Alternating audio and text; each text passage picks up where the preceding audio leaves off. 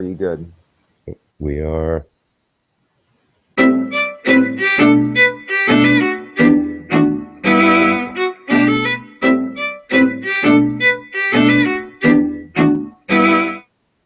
Yeah.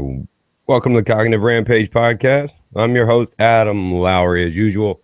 And for all of you that will be tuning in live here over the next, 30 seconds or so, or tuning in a minute, I am quite excited to have an old friend that I haven't talked to in a while and the visual effects supervisor on The Walking Dead, many other television projects. One was on a team that actually won 2 Oscars just past that we're going to talk about. But I actually went to high school with Lance Ranzer, and he took a leap of faith and headed out to LA to follow some dreams. I want to find out what those have been, what they are. He's also a climber and a cliffhanger extraordinaire. Can't wait to hear about those exciting things. But he was kind enough to jump in with us for a little bit while he's on animation break. But Lance, man, welcome to the Cognitive Rampage podcast, brother. Hey, Adam. Thanks so much for having me, man. Yeah, I was excited to talk to you, man. When I saw your post come up, man, I was like, look at this guy, man. Just came so far, man. And from little old Winter Garden / Ocoee, Windermere, whatever you want to call it, Florida. And just came on up, man. Yeah, man. It was some good times we've had in college, and then can't believe this is where we're at what, more than a decade later. Oh, man, at least, man. But you look like you've been doing it, man. So take me to the leap of faith, man. I know we only got so much time and there's a lot to extract from you. We may end up doing a part 2, but take me. We started to talk about your leap of faith when we were on the test call, but take me there, man. What was it? How'd it go down? Oh, well, the leap of faith was just me realizing that, being in Orlando, Florida, going to school, being brought up there was a great time. But I always, as a kid, have had this knack for visual effects, miniature models for movies. And when I saw Star Wars back in the day, the originals, maybe before a lot of people's times, I just knew. I knew at that 9-year-old marker that this is what I wanted to do. And then, of course, college, I got my degrees in the BFA in computer animation and visual effects compositing. And as much as I thought Orlando would be the place for me for my career, all the job postings were in LA. LA must be a living or resident. So coming from Florida to LA just to interview a job it was too tough. So at that point, I made the leap of faith of, hey, I'm going to pack up my truck, drive across country. 3.5 days later, I landed in LA. Didn't know what I was doing. Had saved up about $10,000 in cash from serving and waitering in Winter Park, and just put my nose to the grind and told myself I will never go back to waitering. I'm gonna focus and go after my dream and not give up until I depleted the money, which that was kind of a very fast thing, especially out here. I don't know if you know the rental market. 10,000 will get you a couple months. And I just didn't give up, man, and just persistence and got my opportunity. And at that point, I laid it all out there. Of course, wasn't that easy to get that opportunity. 6 months of just anxiety, stress, sleepless nights, and lying to the folks saying, "Hey, I'm doing great. I've got interviews lined up," and and in reality, I was back to the college days of ramen noodles and drinking the Milwaukee's Beast. So because I still couldn't afford, and that 10,000, like I said, was going pretty fast. So that opportunity came, and I put everything out there, and well, someone believed in me, and well, fast forwarding 11 years later, making that dream a reality and living it, it was just it's one of kind of a dream come true. I kind of live in a reality that is this really what I'm doing? Is this really happening? Or does someone pinch me or push me a little bit so I can wake up? Of course, it's not all roses and fresh smelling flowers here. It's like any other business or job. There's politics and stuff that goes along with it. But you weigh out the good with the bad, that's for sure. Yeah, well, you skipped the 11 years, man, and the landing in LA. So can we back up a little bit? You land and you start grinding. How many interviews did it take before you got in? What was the grind like? The grind was, of course, you think whatever your senior thesis or your final product that you did in college was like the holy grail of I'm the cat's ass, yeah, who everyone's gonna hire me. Who's first, well, that got shut down pretty fast when no one replied back to when you send out your demo reels via mail. You send them emails, you go knock on their front door, and they're like, "Who are you? What? When?" Yeah, well, we'll get to it if you mailed it. And well, days turn into weeks, weeks turn into months, months turn into why is no one ever calling me back? What's wrong with my stuff? Then you start second guessing, anxiety kicks in. So I started going to every facility, whether it be Digital Domain, George Lucas's Industrial Light and Magic, Pixar, DreamWorks, tons of places, hydraulics at the time, just all these visual effects places and houses that were interviewing for jobs that on the job posts. I knock on their door, talk to the recruiter, get the recruiter's email, get the recruiter's phone number, call them every couple of days. Did you get my demo reel? What do you think? Is there anything? This went on for a very large part of my first 6 months of moving out to LA. I was watching a lot of the visual effects movies to watch the credits to see who worked on these movies, whether it be like Transformers or the Titanic, and just start writing down all these companies that weren't putting up job posts. So I went from a pool of 8 job posts to a pool of, or facilities, to a pool of over like 30. So I would drive out to them and just keep knocking on that door, and no one budged. Everyone wanted experience. Everybody wanted, what did you work on? What's the last movie you worked on? I'm like, well, I just moved out here. I haven't worked on anything, but I'm fresh. I'm ready to work the hours and what it takes to prove myself. And everybody wanted experience. It was the catch-22. How do you get experience if you don't get the job? So it was just this one time I was on the phone with doing my ritual everyday call, following up with the recruiters.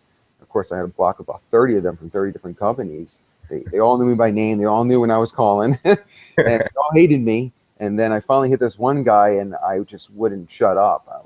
I was just spitting off, "Hi, I'm Lance. I just moved here. I'm struggling, trying to find a job. I've got the best. I've learned all the new skills. I'm ready to work." And he just kept on saying, excuse me, Lance, excuse me." And I just wouldn't let. I had it. I had them cutting me off. So I just said, "No, I'm going to finish this." And then he's just like, "Well, when you're done, I'll have a question for you." And I'm like, "Well, I'm pretty much done now. What's up?" And it's pretty funny. And he's just like, "Well, yeah." He's like, "Your spiel was awesome. Looks like you've done this a couple hundred times prior, but you called the sales department. You want recruiting." And then just out of my breath, and I don't know if I can curse on air or not, but I dropped the bomb word, and I said, "Oh fuck!" And underneath my breath, but the breath came out louder than it should have. And then I'm in this like deer in the headlights, like, oh my God, and there's no way that I can even fudge what I just said. And he just started laughing. I'm like, oh, thank God he's laughing. I'm laughing. And he's like, well, let's back this up. And he's just like, you said you went to UCF. He's like, that's funny. I went there 20 years ago before it was called UCF. And it was like FAU, I forgot what it was called before it was UCF. And I was like, no kidding. I kind of just wasted my time with you. And he's just like, well, if you want to consider wasting your time talking to me, then sure. But I was going to tell you that my brother owns the company, and I would gladly pass your demo reel across. But since I'm wasting your time, and I'm like, no. So I just said the word F. I just told this guy you wasted my time, like the worst interview possible. And here's my opportunity. The door just closes in front of me. He tells me, send me the demo reel, attention it to him, and he'll get it to his brother. And well, yeah, I went with the little money I had left right to the post office, overnighted a demo reel at like 20-somewhat dollars, which was huge for me at the time to spend on just mailing a demo reel. Well, I got a phone call within 4 days at a very low rate to start. And my first movie was Running Scared, which was Paul Walker. And it was just boom, there it was. Little or no pay, but I was working on a features, getting the feature credit, and with the next interview, hey Lance, well, I had another company when this job ended, the movie finished, it premiered, and I think it's 2006 it came out. And the next interview I had, they said, what movies have you worked on? And I'm like, oh, I just got off of Running Scared. They're like, oh, perfect. Yeah, no, I heard that one has some really great effects. And well, when can you start? Is tomorrow a good time? And I'm like, it was just like that, after what? Well, Yeah. it was to show proof that I have worked. I have what you call credit in the industry. And that was a domino effect of a career that I could have never imagined to have worked on, from movies like Star Trek to Transformers to Beautiful Creatures, Avengers. The list goes on. Curious Case of Benjamin Buttons, which took my first Academy Award for Best Visual Effects, to movies that, like today, I date back to Paul Walker because he was my first real celebrity that I got to work on in a movie, and finishing up Fast and Furious 7 last year was a pretty hard time for me because I've worked on numerous Fast and Furious movies. The director loves the work I do, so he made sure that I was on a lot of the shows that he did. And to see Paul pass away and be able to work on those shots and give it my all to make Paul look amazing, even though he was passed away at that time, when you have the visual effects enhance his face, and even though it's his brothers playing his roles, it's pretty cool to be able to have started with him and end on a not a great note, but I did the best that we could to make his closing scene look as amazing as possible. So Well, you all did, man. I mean, you really did. What an honor, man, to be, one of the people to work on one of the last films with such a good young actor, that was so sad to see go so young. And I mean, he's the first film that you walk in on and one of his last films to walk you out on, man. I mean, you're almost connected with the guy. I can see that. yeah, no, it's been a whirlwind of cool stuff, bad stuff, but in the end, it's cool to be able to, whatever I touch and I make come to a reality on the screen. Millions and millions of people get to see it, but I'm not looking for that credit. The only credit is to put smiles, laughter, some tears when he drove into the sunset. And spoiler alert, Fast and the Seven. That scene, working on that was just kind of like my. It was just a real surreal moment for me, and I think that moment is probably one of my craziest memories of my effects industry. Yeah, man, that sounds like something that lasts with you for a long time, man. And I mean, your story is, I'm over here trying to remain quiet, which is hard for me to do, as everyone that listens knows. And, that drive, and people can't really imagine, I think a lot of people have that fantasy, romantic, that notion of going to LA with your guitar, your talents, and somebody will pick you up. But after almost, the grind like that, years, 5, 6, whatever years it was, that you consistently stayed just pursuing the dream, relentless. And the way it goes down is like storybook. You essentially got the interview for saying the word fuck. Uh, it's just one of those things that I'll never forget it. I mean, I can verbatimly remember that conversation on the phone as if it happened yesterday or an hour ago. And it's just something I'm kind of embarrassed about, and a lot of people don't know, but it was that moment. And I'm not preaching to the choir that you should drop the F-bomb any interview you do. I think it came down to me just being depleted, exhausted, mentally, physically, and just realizing that a quote that came out that I've kind of manipulated myself: work hard, do good work, and never give up. It's got to pay off. And don't ever put a timetable on something. Don't put a month or a year. You've got to, what you put in is what you get out. And I strongly believe in that. And it's going to be an uphill battle. There's no doubt about it. Nothing comes on a silver or gold platter. Yeah, man, you're preaching and I'm in, man. You got me sucked in. I'm like, yeah. I mean, and you unfolded, man, like so.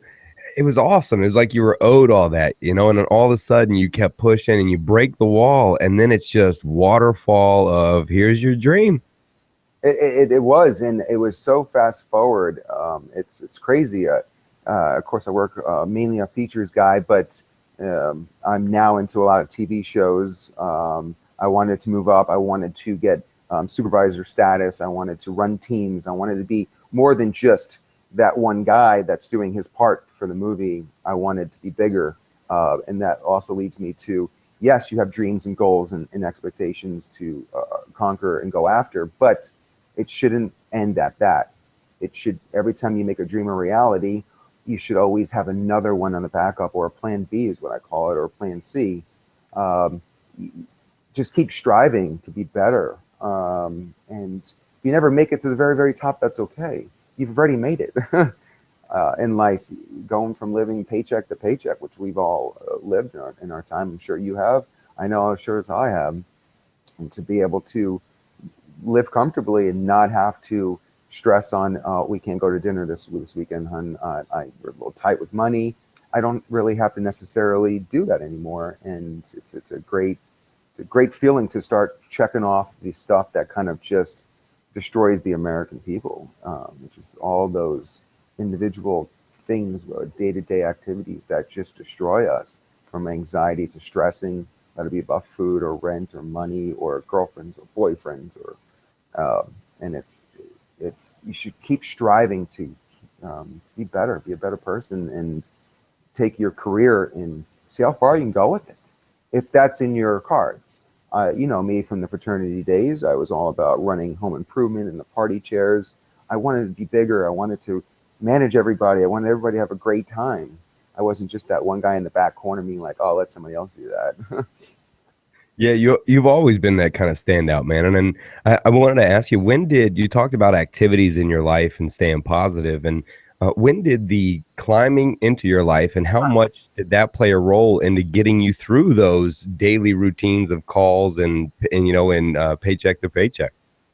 That's a great question. The climbing came with a coworker of mine, who I worked with, and I was just like, "What is this girl? She's always fit. She's always showing pictures." And this was back in 2008, I believe, 2007, 2008.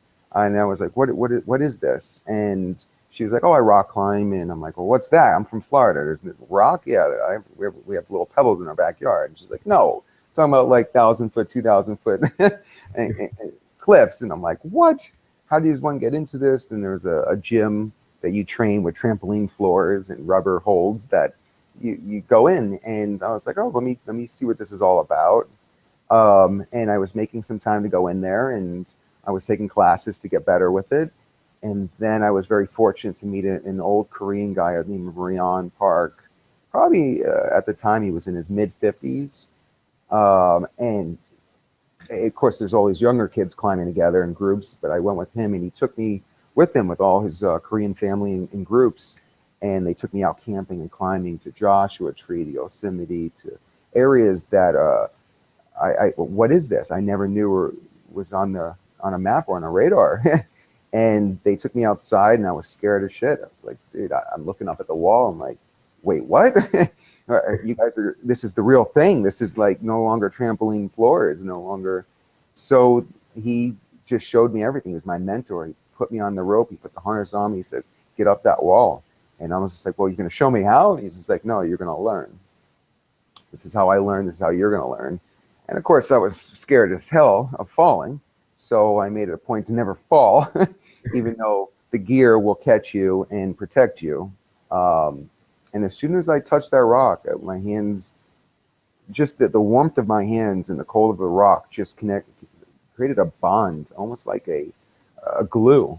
And when I touched it, I just felt like I was molding myself into this rock.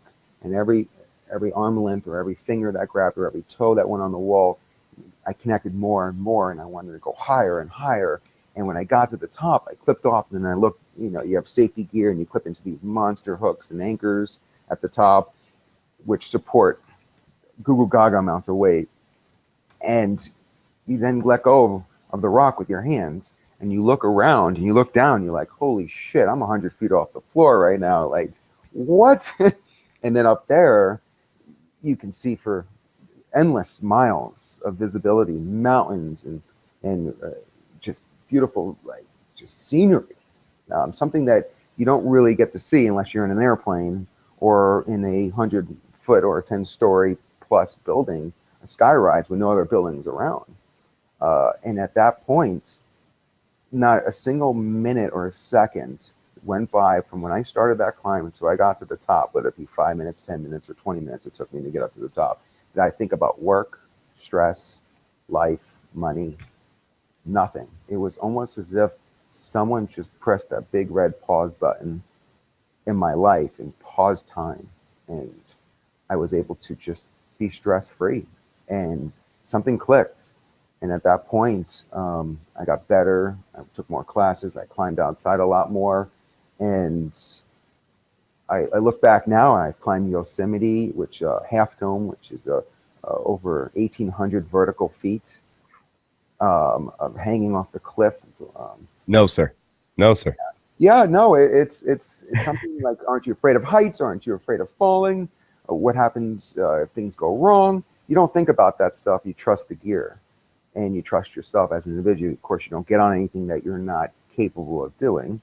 Uh, but I started to learn about trusting myself and just going out there and giving it my all, as if I did when I moved out to LA. That same thing, just give it your all.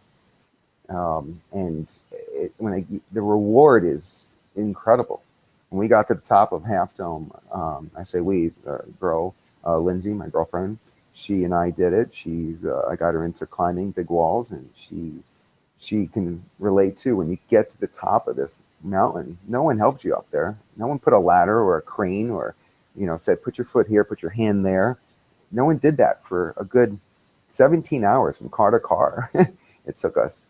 But we got to the top, and the view was just, money can't buy that. And I'm sorry. I don't care who you are. Money does not buy that moment. I mean, you want someone to take you on a helicopter and drop you off to the top, that'd be cool. But you didn't earn it. Yeah. And at that point, I realized this is a hobby that was just nothing but a hobby, but it's my hobby that I can take away from reality of my day to day. And it just connected for me. And climbing since 2008, so that puts us at 8 years of climbing now. And I've climbed over 300 individual mountains. Submitted some of the biggest stuff I've ever thought you see in pictures or on TV or in movies. And I was like, oh, I was on the top of that, or yeah, I did that. And it's not something to brag about, because some people, you can't brag to people with that because people think you're crazy. I would, shit. I'd be pointing. Yeah, I climbed it. What's up? There's, you can show some humility, brother, but I won't for you. I mean, you climb mountains like that, and dude, you correlated it already. I mean, you see the personality of you come out. I mean, when you described your fight to where you are now in your career, you said, I want to get to the top. I don't want to be the guy in the back. And then here you are when you climb, boom, I got to be at the top. And it seems like that addiction to pursuing optimization and reaching the highest potential that you could possibly reach, regardless of reaching, it seems that the search for the reach, or the search for the climb, seems to be as important, if not just reaching the top. Yeah, I mean, once you start these things, it's like anything in life. When you start working on your car, let's just say you got to rebuild your engine. If you stop halfway and then you have to abort and get somebody to come in and do it, it's going to cost you a lot more money. Same thing on the wall. I could stop at any time and leave a lot of money and gear behind and get back down. Or do I push the faith and I go to the top? And the reward with that, you get the car back and running. You save yourself hundreds, if not thousands of dollars by you doing it. And it's a self-accomplishment. And when you're driving your car, you're not going to race that thing to death, because you're going to take care of that engine, because you spend a lot of sweat, tear, and blood into that. So the same thing for me, when I get to the top, I get that appreciation of, wow, I did this. This is not for anybody else. And I don't say everyone go out there and go rock climb, but definitely if I were to tell anybody advice on finding a hobby, whatever it is, let it be poker or climbing or swimming or just, writing, find a hobby that you have a passion in doing that can take you away from reality, because that hobby, believe it or not, is so crucial to your life. And most people don't realize that. They work. And you've got to be able to pull away from that work mode and enjoy life, and not by going to the beaches and margaritas and doing shots and watching sunsets and sunrises. Granted, that's awesome, and that's something I do as well. But you got to find a hobby that you can do before work or after work, to deviate that stress from the day. Yeah, to pull away from it. And how much I gotta imagine working on such films and TV shows that, like you mentioned, have so much money going into them and so many eyes on them, that the detail of perfection and the pressure that comes with having to do that, it seems as if your hobby rock climbing is training for work and your work is training for rock climbing, even though, you're sitting still at a computer versus, scaling, 1,200 feet. Yeah, no, it's the amount of detail that we do with visual effects. It's as minute as removing a mole on a face to removing scars or freckles or bad makeup jobs or hair seam lines where they put wigs on actors. And on Sleepy Hollow, we do a lot of that's one of our shows. We do a lot of wig fixes. Of course, on The Walking Dead, same thing. Michonne, the samurai chick with the sword, she's, believe it or not, only has about an inch or two of hair on the top, and it's not that long. She wears wigs. So we're just fixing minute little details like that, and other things we're chopping heads off, arms, making blood squirt, or putting Optimus Prime inside the scene of a shot walking around you in your house. So it could be as elaborate as that, as small detail as just a beauty work is what we call it, digital beauty work. And with Walking Dead, and going back to what I was talking about earlier, where I wanted to move up and get my career, I wanted to be bigger, I wanted to have more people underneath me. I went into paint roto supervising for many, many, many years on tons of shows and tons of movies. And now I've got my opportunity where I'm now the visual effects supervisor of The Walking Dead at my company, Pixomundo, who I work for, which means I've got everybody underneath me. I'm the last person that makes the call before the director looks at it. So at that point, I'm able to not only give direction and tell what needs to go where or what needs to do, but I'm also the person who sits behind the box and is like, okay, let me do this shot real quick and show you what I'm looking for, and let's roll that out across the board with the rest. So my coworkers get to see me actually sitting behind the box working just as hard as they're working, not just standing around pointing fingers and crossing my arms and nodding my head. I'm a strong believer in, just because you're the highest doesn't mean you need to just put your feet up and it's game over at that point. It's to be able for a TV show or a movie to air or to look as good as it do. It's a team effort. It's not just one person. And if your supervisors are getting in there and doing it, and you've seen them bust their ass, I guarantee you, as an artist, you're going to bust your ass just as hard to be like, wow, if they're doing it, I need to do it. And that's, and I'm sorry, go ahead. No, and that's where I'm at with that part of that. And if you connected that, because I can imagine climbing is down to every little detail, down to every, if I position a foot 2 inches to the left or a ball on my foot left, you could slip. I mean, it seems very detail oriented and focused. That's why I was correlating those two, the high pressure situation of dangling plus the pressure situation of a $300 million film. And before you got to show it in front of generally some of these out there directors that are going to be really, really, really meticulous. Oh yeah, no, the correlation's phenomenal, and I've never put it both together and looked at it that way. Where I'm looking at sometimes nail size finger holes to big jugs where I can put my whole arm around it, and there's other times where I'm looking and scanning the wall for foot placements, hand placements, but it's like chess. I'm not just doing what my left hand or where my next move is going to be. I'm looking at 3 or 4 moves ahead, because I need to conserve as much energy as possible to move up this wall. And same thing with work. I'm having to look around, make sure departments aren't falling behind, and moving ahead, be like, okay, I see that our 3D blood isn't looking as good. Let's go talk to the 2D team and say, can we do a 2D element? Can we buy something online or just do a shoot in the back on our green screen stage and get this moving ahead, just in case the 3D element doesn't look as good as we want it to look. So same thing with climbing. I'm looking at moves ahead that can reserve the energy in my arms, my body, to be able to keep moving. I don't know if you put your hands above your head and try to put up a ceiling fan before, or even drywall on the ceiling. After a while, your hands up here, that blood is rushing down, and you're going to start losing that gripping power. It's just with genetics work and gravity. So That's why I do relate the two now that you say that, and it's actually kind of cool. Good thing to kind of think about now when I'm on that wall. Yeah, well, there's a therapist in me coming out, man.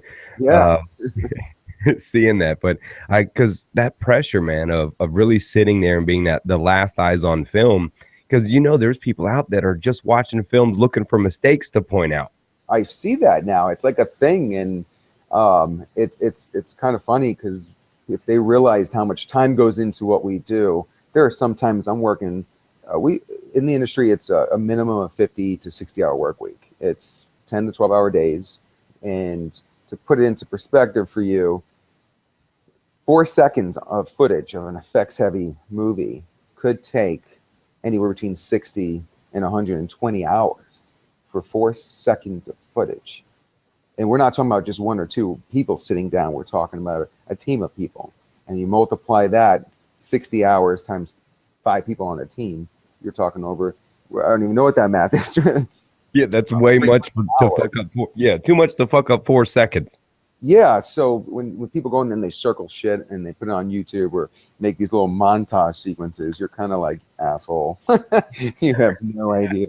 But I got paid for every one of those hours, so what's up? Yeah, man, because they really do, man, and they find the thing to do it. But I didn't even know that. My God, I mean, now I start to put together why these films. I mean, you always know they're expensive, but when you're looking at film, when Transformers to me came out, I thought that was some of the coolest CGI I'd ever seen in my life, or whatever was put together. And I'm an old Transformer fan. I grew up with the sound, that was my thing, you Yeah. know. And when that movie hit, and I was like, some people were really gawking, like, it ain't bad, it sucks or whatever. But for me, I'm like, I'd never seen something like that where you see that many moving parts and pieces, changing and going at once, man. So a 4 seconds on a film like that is, Oh yeah. I mean, someone's got to sit there and move every one of those pieces, frame by frame. And there's 24 frames in 1 second. So, of course, there's the programs you can do like every 8 frames, and the computer will understand what frame 1 to frame 8 would be. If you set a keyframe on one, it's like you're on. If I put a keyframe here and I put a keyframe here, the computer's going to know the in between is this. But then you also have to do motion blur, so the hand's never completely in focus. If not, it looks slow mo. So if you do a motion blur, you add that to it, it'll create the realization of these pieces moving. But someone still has to do that. Multiple people still have to work, and it's extraordinary the amount of work that goes into movies today or TV shows that gets unrecognized for the countless hours, the craftsmanship. You see all these actors when in the academies, and it's great that we have our own visual effects academy, which is awesome. But movies wouldn't be movies today without visual effects. There's no way you would be able to do Lord of the Rings or Harry Potter's. It would it would look so cheesy without, if they tried to do everything just practical on set. trying to do all that claymation kind of old school Clash of the Titans look. Yep, but how long did that take? That took years. People aren't going to wait years for a movie, and with TV land, I love it and I hate it. It's cool to see what we can put out in a short period of time, but that's the hate part, is the short period of time. There's an episode of Walking Dead happening every Sunday right now, and we're putting in so much heavy effects every single week into each episode, but they think computers are getting quicker, and they're getting quicker. There's no doubt about it. But you still have to have a body on that computer to work on it. And fingers can only move as fast as they can move. Your arms can only move. You can only sit for so long. And the timetable is being crunched into a kind of an unrealistic expectation. And with the company I work for now, we have 8 facilities around the world, each one of them around 100 artists. So we will send what we can't finish in our 12-hour day to China at night in our Beijing office. And Beijing will take that work and work on it. When we're going to bed, they're waking up. And now that gives us a 24/7 capability of turnarounding more time in the day. And then we have the Toronto office, the Stuttgart, Frankfurt. It goes on, and we're all managing these facilities to get this work out. Where one of our claim to fames is Game of Thrones. Pixelmundo does all the dragons for Game of Thrones, and it's I did not incredible. know that. Wow. Yeah, it's incredible, the amount of work that they push out in our Germany offices, and the amount of detail these dragons have. They're beyond photorealistic. They're beyond what should be in a TV show. Yeah, it's one of my favorite scenes when the dragons show up, man. It's on. You Oh know, yeah, I know. Everyone loves that, and it's one of the big claim to fames for the company, and it's been going great, as you can see. And now picking up Walking Dead this year, or last year, sorry. And that's another. It's one of the best TV shows out there right now. It's got, I mean, Universal just greenlit an entire theme ride based on The Walking Dead. Which, what? yeah, so we'll start seeing that at Universal. My daughter's gonna freak, man. She's got all the year passes. She's a Walking Dead fan. So now that they're bringing a ride there, she's gonna. She'll be there every weekend now. There you go, man. Some father and daughter time. Yeah, Nothing man. better than that. The So there, 16-year-old man. gosh. So yeah, we run a lot of shows here. We run Limitless, Agents of Shield, Sleepy Hollow. We just got Fear the Walking Dead, so we will be the whole open season finale or season opener. Sorry, that's coming. We're working on a season finale right now. I'm currently, when I get off this meeting with you, I'm going to be grinding 60 hours to get the show out for the season finale that happens in a couple of weeks. So you're already weeks ahead of the finale working on that one. We have to. Just the amount of time, like I said, 60-hour work weeks for 4 seconds of footage, times that by an hour-long show. We've got to be a couple weeks ahead of time. Sometimes directors make changes. We don't want that person to die just yet, or we want this person to die this way and not that way. And then we have to put all hands on board to fix that stuff and get that going. And so they're getting that detailed as which way they want the arm to fly, how they want them to die. The way the blood comes out, the way the blood flows to gunshots, to the way speck and sheen in the blood is twinkling and sparkling. Because granted, we can't shoot an actor, so we have to do that all in the computer, and the way blood comes out, and it's all digitally. So there's no blood ever coming out of an actor, or an arm being chopped off, or a leg being chopped off. It's all done in the computer. That's actually the question my daughter wanted me to ask you was how much is on-set makeup versus CGI on Walking Dead? I would have to say most of it you see, like the sets are actually built. They have a budget which is pretty phenomenal to be able to build these monster set reconstructions. But back in Herschel, I don't know, episode or season 3 or 4, he gets his leg chopped off by Rick, and then the next season of 12 or 16 episodes, he's on crutches with his leg missing. Then, of course, you can have an actor cut his leg off for the role. Then it comes into our hands to digitally replace his leg and remove it through every single shot, every single kill with the swords, the guns, the knives, the stabbing. You can't have live action weapons like that on sets. So usually you'll just see a knife handle with a small little tip of a blade coming out, and it's usually a green tape or a red chalk marker. A shown sword, same concept, it's only 2 inches long. The rest is digitally extended and slicing through or cutting or stabbing in the head. And then all the blood that comes out, I would say 80% of that stuff is done in the computer. Wow, man. I couldn't the fine detail of trying to keep a fake digital blade on top of an actual physical moving. I mean, what's something like that to take one head chop off? What kind of time does it take to put a tip of a sword on and follow through one whole head chop off? Well, we have a sword. So first thing needs to do is to go to our match move. Match movers will match move the hand and the sword in the computer, frame by frame by frame, what it's doing in X, Y, and Z. They'll solve a camera. So as if the camera is on set, they're recording with the camera on set. They're going to replicate that camera exact movements in a world as if they were there on set, but in the computer. Once they've locked that down, which could take about 8 to 10 hours just for that one scene, they sign off. We sign off on that. It looks great. Then it goes to the CG team, the computer generation team, to generate a sword, to build it, model a sword, what the sword should look like. Then once that's modeled, goes to a lighting department. The lighters light where the sun is on set, and if there's any lights here and there, and how it will cast shadow or light hits on it.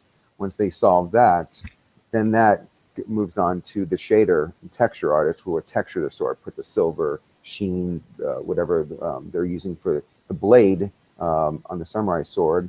Of course, blood when they cut it. So then after it's done textured, it then goes to an effects artist to make blood drip down the sword or spray away, because now they've got the movement of the sword where it's at. Once that's all done, it then all gets rendered out. Each one of those special what am I looking for here? Departments, and then it goes to a compositor, who then will take the lighting, the shading, the effects of the blood, the sword, and the final scene, and stick it all together, and then color correct it, bring up the sheen, the shines, the shadows, and then animate that so it's twinkling and making it look as if it's real live action. And then it goes to the render farm, comes back. We watch it on the 60-foot screen in our, which is kind of like a theater, what it would look like if you were to see this in the movies. And I make my notes on that. Oh, add this, fix that. Once that looks fantastic and as real as possible, we then ship it to the client, the director, and ask him for his final, what do you think? So all those departments tiled up would probably be maybe 4 to 5 days before we can actually see a final 4-second slicing of Michonne, slicing a guy's head off, or cutting the body. Oh my God. For all of you animation fans, Walking Dead fans, if you don't listen to this and watch these shows with a little bit more damn respect, 4 seconds of a slice through, and you're talking 5 days of work before it's even approved. Yeah, and that's what I think it should look like. And if the director wants more blood or less blood or this or that, then it has to go back to those individual departments to fix those notes. And so it's time soon. So a lot of people want to come out here and get their name on the credits and work on all these big features and TV shows, and get all this money that supposedly comes with the industry. And I tell you what, once you hit that 70 or 80-hour work week or 100-hour work week, and you're thinking about that money, it gets old really fast. You better love what you do. You better have a passion for it, because it's frustrating notes, kickbacks, problems, and it's one of those things where it'll eat you alive month after month, year after year. And people have quit this industry, failed miserably, because they were in it for the money and the credit, to see their name go in the back for 3 seconds at the end of a movie. Like get all their family and friends, oh, can't wait to see your name. And well, boom, it's gone like that. You blink, and at the end, you do take your work home with you. It's any job is that way. But you got to be able to figure out how to dim that switch. There's no such thing as turn the switch on, turn the switch off. It's a dimmer. You always go home and you'll complain or bitch to your spouse or your loved one, and today sucked. This guy, this artist is a piece of shit, blah blah blah, and like everything went wrong. Everything was supposed to work, and then we had a freaking car hit the damn power line outside, cut off all the renders in the farm. Now it's going to push us into the weekend. This weekend we can't go out to wine vineyard tasting in Santa Barbara because I got to work all weekend now. F my life. But the flip side is, oh, Sunday night, oh, Walking Dead's on, yay, next episode. And then I have to sit there and be like, oh my God, they killed that person, even though I already know what happens, but not to ruin it for my friends or my girlfriend. It's like, you got to kind of. I was gonna say, how many people are hitting you up 24 going, hey man, what happens? Oh yeah. I when I got the promotion, I kind of did a little shout out on Facebook, and boy, I had everybody under the rocks come and hit me up about anything and everything, which was, yeah, you too, you included. Yeah, man. I'm not shy. You're damn right. But it's pretty it's pretty cool to see my work and see the artist's work and be able to just. One thing I love about visual effects is we don't necessarily need to take over the show. We are just trying to help tell the story, and if it's a good story, visual effects will just fly by and they'll just help the story, and you won't be like, "Did you freaking see that effects?" It'll be like, "Oh my god, so and so died? No way!" It's like, didn't you see how they died? I spent 300 hours working on that death scene. So to me, it's just like I don't want it to ever take over. And you see them pumping out movies constantly with effects, and they're just like crap. The movies are just crap. Effects are cool as shit, but and then it's like, oh, why don't you guys like fix the story? I'm like, well, we don't deal with story. We don't deal with sound. It's like we're deaf people working on footage. So it really is like. So I wish we could, but I think that visual effects, they're counting on us too much now in today's society to make the movie better, because we don't have good movies like we did back when we were growing up. Ghostbusters, the original, like Indiana Jones, like Poltergeist, or any of those, like the original Star Wars. We don't have that today, those good solid stories. Now it's just bombard, more dragons, like just selling bigger the effect. Just selling the effect, pushing that, because that's really what you see, right? I mean, how many people went to go watch the movie Titanic not for the effects? I mean, you knew what happened at the end. You didn't want to see the story, but those effects made that movie. I mean, if you ask me, when I saw it, I mean, when he's dangling off the boat and shit, you're like, holy, whoa. And I liked what you said, man. The goal really that you animators are looking for is for somebody not to notice the animation. They're more noticing the story, that natural, hey, he died, rather going, do you see how shitty it was when he died? That didn't even look real. That you want them to just forget that it's animated and just react to the emotion of the story. Correct. And that is what we strive, at least I strive for, to not go above and beyond on the visual effects, which means blow your mind. Yes, we're going to blow your mind with it, but I'm going to do it in a way where it doesn't take over the story. But when the story lacks its climaxes or its story, we come in and have to fix it, and we're kind of just blamed on, oh, that movie sucked. The visual effects were shitty because the movie sucked. Well, there's nothing we can do on that.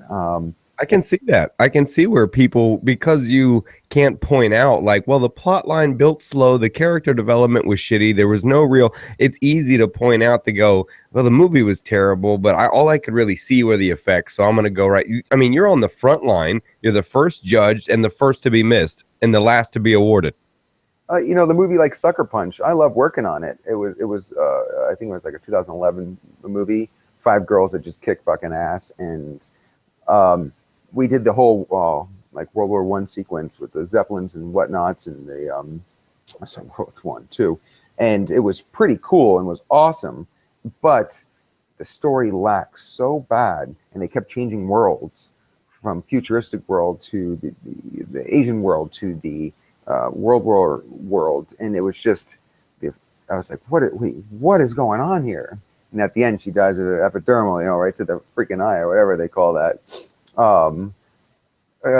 It's just, sometimes I just have to be like, oh, a couple other movies I may have worked on that kind of, After Earth, and I'm not trying to like throw some movies under the Seeker, The Darkest Rising. I'm just, you can throw After Earth under the bus, bro. You don't have to say anything, but I will. I tried to watch that, and there's a good chance that's one of the worst movies ever made. And it just, as me, it's kind of like, well, I was part of it. I was a big part of it. I'm sorry. But the graphics is what made it good. I watched it. I'll tell you, this is why I watched it.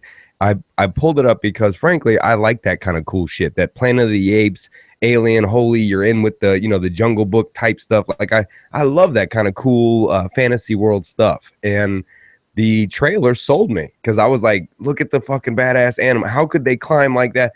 They sold me on the trailer with those animations. So if it's any correlation to you, the only reason I even turned that thing on was because the animation graphics that caught me. Even though I knew it, but those damn things got me. I wanted to see that cool looking stuff, man. So if anything, I watched it because of that. Yeah, and it's It's a hard thing, and sometimes now, now that I've been doing this, oh God, 11 years, I'm very, you know what? I come in, I do the best job I can, and I leave.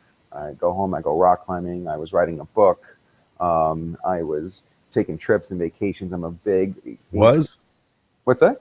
was writing a book? Yeah. I wrote a book. Back took me about 5 years to write this book. It was about my dating life in Los Angeles and what I What's the saw. name of it? Can they buy it? Put it out there, man. Oh yeah. It's called. It's all about her, bringing back chivalry for the 21st century man. I finished it. I self-published it through Amazon. You can get a Kindle copy of it, or a Prime version of it within 2 days. Book looks like this here. I don't know if you can see that, but Perfect. I designed the logos of his and hers symbol, like he's cradling her and holding her. Yeah. And I wanted to realize, or wanted to just get out there what I've been noticing, which is I'm a dying breed, is what I've been told by a lot by girls and my time out here. And I'm like, what does that even mean? What am I a dying breed of? They're like, chivalry. You get the door, you pay for the bill, you're gentleman-like, you're, and I'm like, yeah, but every guy does that. And he's just like, you're not expecting to sleep with me on the first date. You didn't even try to kiss me. And I was just like, why would I? I'm trying to get to know you. I don't know. That was all what college was about. Getting And all that's not fake either. You were that way in high school too. You were not that way in high school at all. You were respectful. You built friendships. I mean, you stayed that way. That's no lie, man. You've always been that way.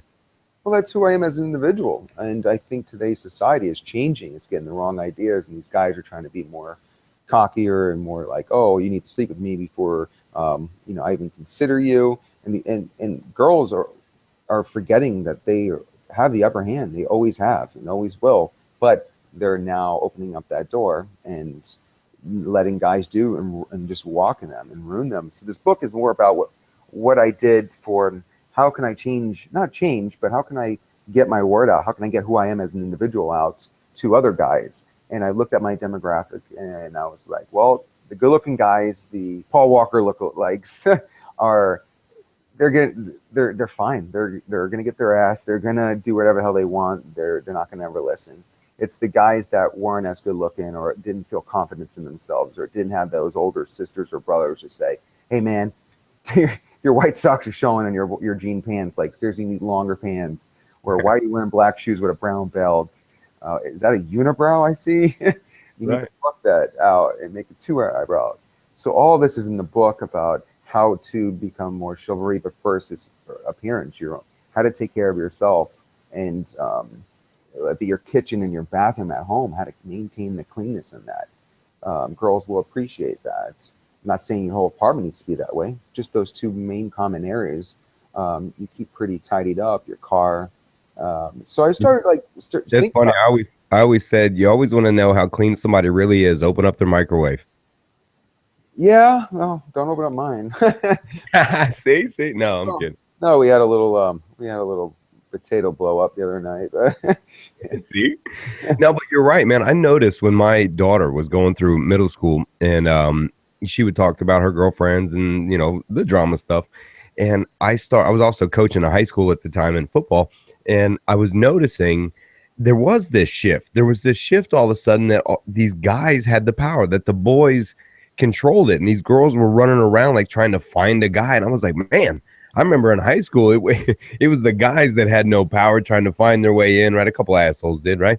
But outside of them, there was, but I noticed that and I said, what happened? What's happening here? Why am I seeing like girls chasing guys like 100 miles an hour, right? I don't want to take away from the Beyoncés out there, do your thing. But, there was this, it's almost as if marketing and music or something had worked convincing the girls that they really were just either to be picked from in some lineup almost. Yeah, and I see it every day of my life when I'm out to dinner with my girl, or if I'm just out with friends. And I'm looking over and I see, wow, kind of like eavesdropping. Are they on a first date? Are they a couple? Are they married? Is he being a gentleman or whatnot? So that just got my brain kind of rolling. Like, I'm not the best at writing, by no means. I had a ghostwriter help me out, named Adam Choi, who helped me ghostwrite the book. We lived in my apartment building at the time, and we started he's like, I love your idea. He's like, we need to get all these thoughts out of your head and onto paper. And I'm like, oh yeah, that ain't happening. He's like, no, I can do that. And I was like, all right, well. So we would just grab the laptop and I would just, just go out there and start yapping out, and he'd just write it all down. We did this like every Tuesday and Thursday for like 3 years. And then finally he's like, hey man, I just put together an outline of everything we've talked about and everything you've said. We've got like a 9, almost 10 chapter book here. And I'm like, what? I go, there's no way. And he's just like, yeah, we've got like 200 pages of material. And I was like, all right, well, what do you want to do? And he's just like, I think we need to start going to each chapter one by one and filling it up. And so that's what we did. And at that point, I ran out of things to say. We ran out of like polishing up the chapters. And at the time I was dating a girl, and it's in my book, one of the hardest things I had to do in my life, which was let go of somebody who I loved as much as I love. And he saw the season finale of The Bachelor last night. Comes with living with a girl, especially your girlfriend. He loved a girl, and he's never had to leave a girl that he loved, and it was so hard and detrimental to him. And I can relate to that, but she wasn't the right one for me, and I knew it. And in the book, I end the book on breakups, moving on, and final words of encouragement chapter, meaning just because you're this guy that with chivalry and taking care of people and nice and respectful, you have a clean place and a clean car, and you're grooming yourself and take care, and you have more self-esteem. The ultimate $1 million question is, how do you find the right girl? And that, I don't think anybody can write to you or write that. And if they did it's return that book immediately because it's full of shit. I would agree. If somebody had the method, there wouldn't be so many books on it, right? So many books, so many divorce rates, over 50% now. So with that being said, the book is just mainly on how to go on first date, second date, and third date, grooming and take care of yourself. Timing. I have a huge chapter on timing. Don't force an issue with somebody or force them to like you, or you to force them to have that relationship. When you just graduated, or she just graduated college, you're in your primo job, making your 6 digits or whatever, and you want her to move out to here with you. You want her to stop her life and run your life with you. You can force that as much as you want, but at the end of the day, that timing, she needed to experience life a little bit more. Now that she's graduated and she's got her job, she needs to get her job and be in her job for a couple of years before she can even remotely tie herself down to you. So there's stuff about timing in there. There's stuff about, like I said, the breakup and moving on. I also talk about just a ton of stuff in there.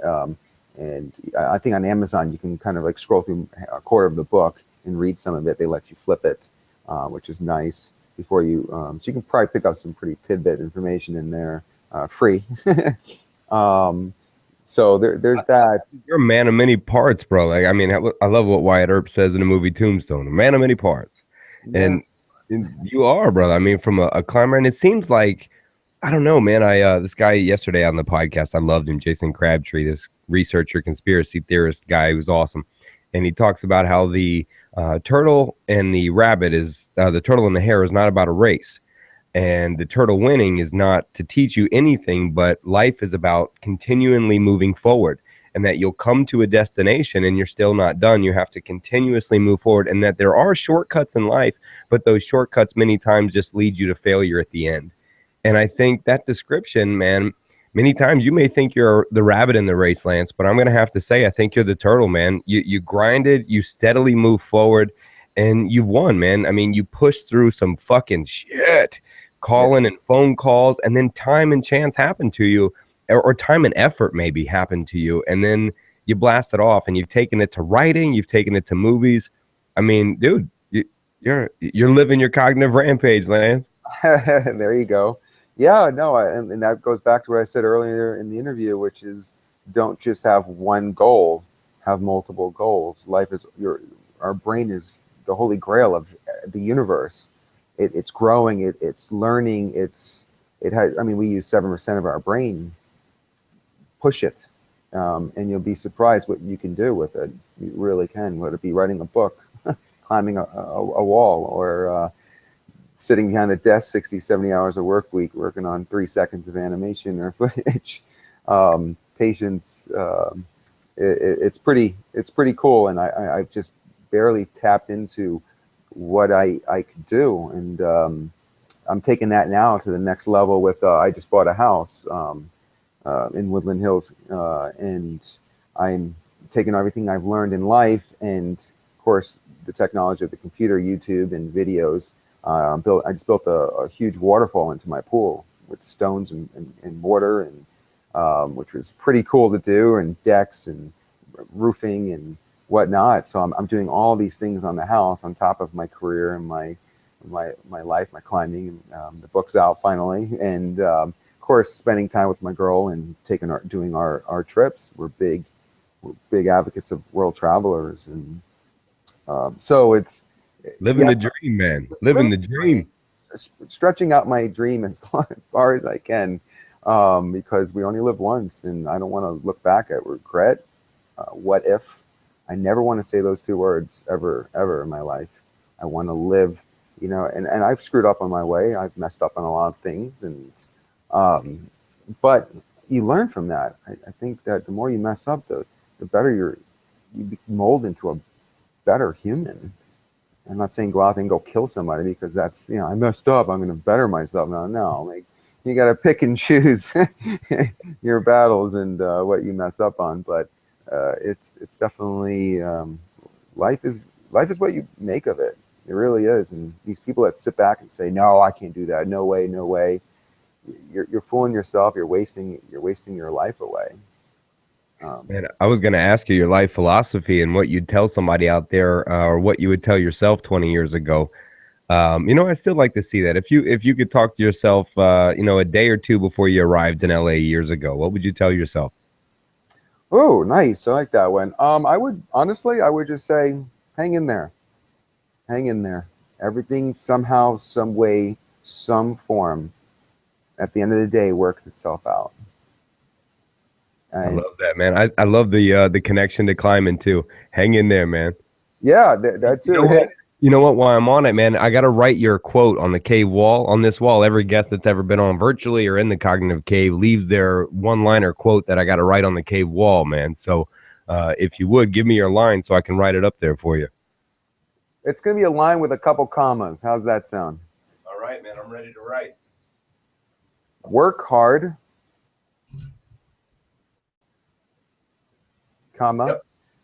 Do good work, comma, and never give up, ... Boom. ...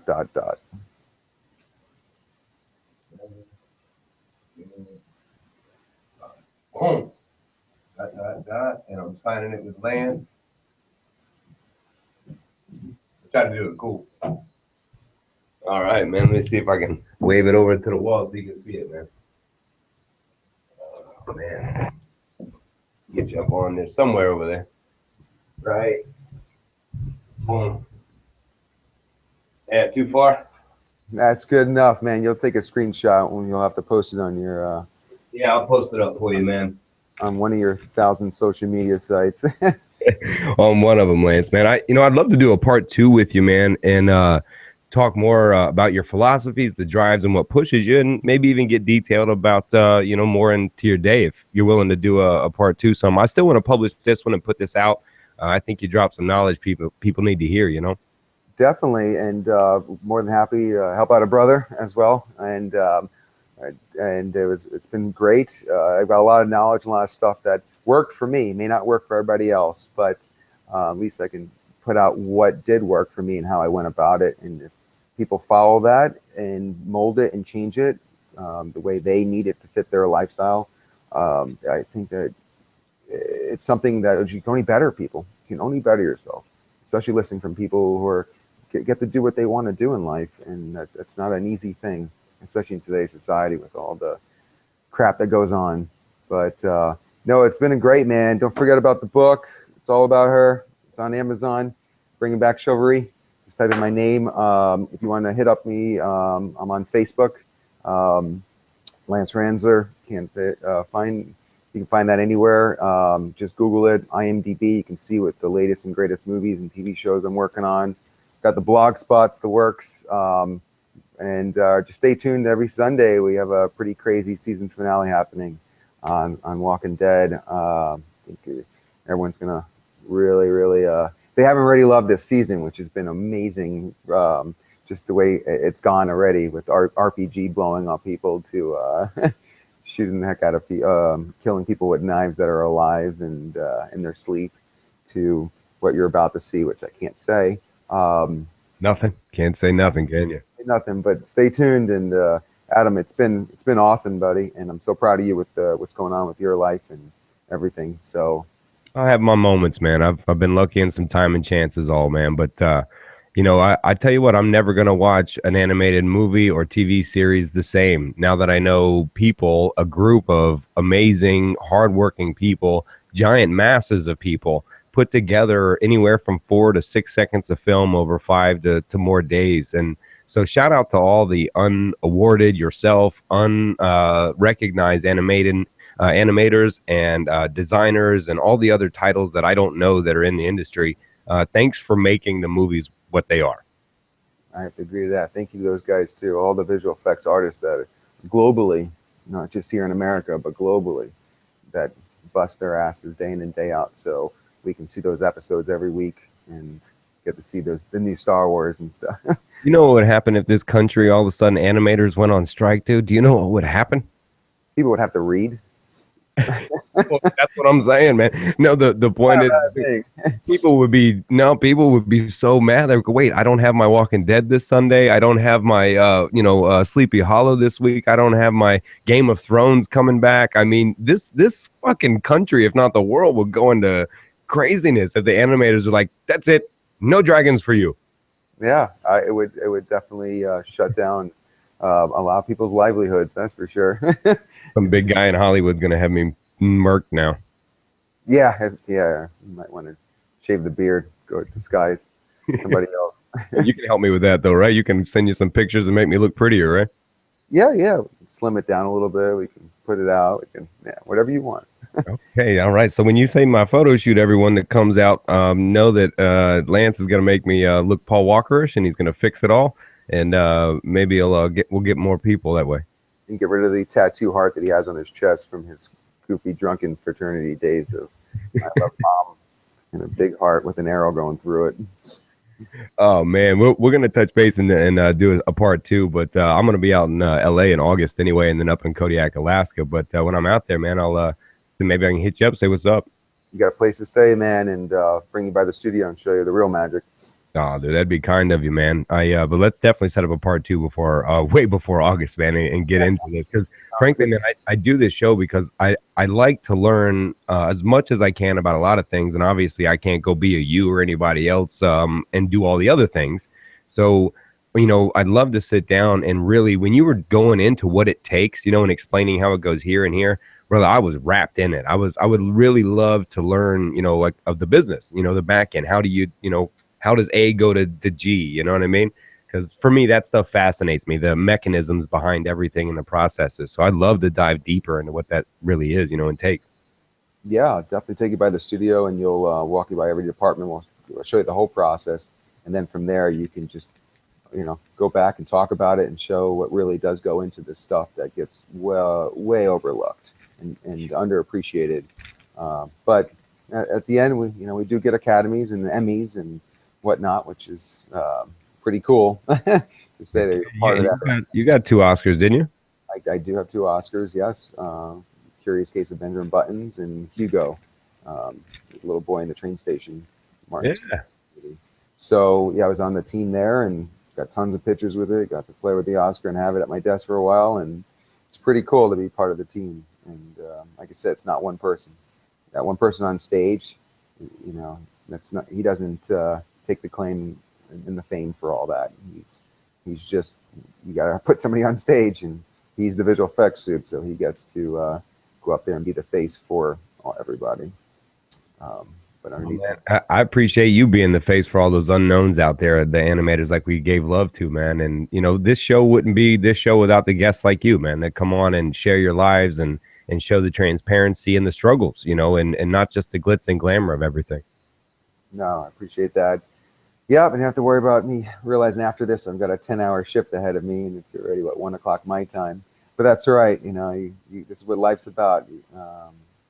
What you put in is what you get out. So I'm happy to have done this part one with you, and we'll definitely get that part two eventually.